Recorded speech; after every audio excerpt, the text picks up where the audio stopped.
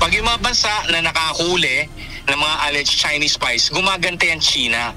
Binibiktima nila yung mga inosenteng mga mamamayan. Gumaganti ang China sa Pilipinas. Ganito inilarawan ni Renato De Castro, isang political analyst at international studies professor, ang kasalukuyang insidente kung saan 3 Pilipino ang nakadetini ngayon matapos maakasahan ng espionage o pang-espiya sa China. Ayon sa profesor, maaaring retaliation ito dahil sa pagdami ng mga naaarestong Chinese spy sa Pilipinas nitong mga nakakaraan. Hostile na talaga sa atin ng China for so many reasons. This reflects the hostility of the Chinese government to us.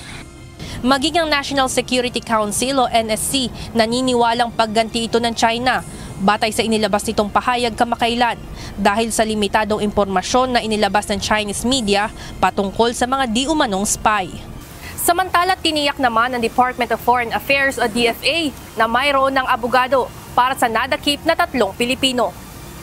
Sa isang text message, muling tiniyak ni DFA Undersecretary Eduardo De Vega na tinutulungan ng pamahalaan ang 3 naarestong Pinoy sa pamamagitan ng pagbibigay ng legal assistance. Dagdag pa ni Yusek De Vega, pinondohan ng pamahalaan ang magiging abogado ng mga ito at inaasikaso na rin ang mga paraan upang makabisita sa detention center sa China, lalo na at istrikto ang anti-espionage laws sa naturang bansa.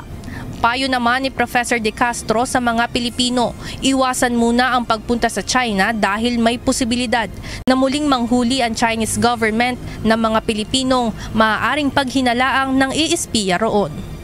Yung sa atin yung mga na-arrestong Chinese spies, may presumption of innocence. Sa China, pag inaccuse ka ng ganyang crime, automatically sa pananaw ng Chinese authorities, guilty ka na. Ivan Alvarez, UNTV News and Rescue.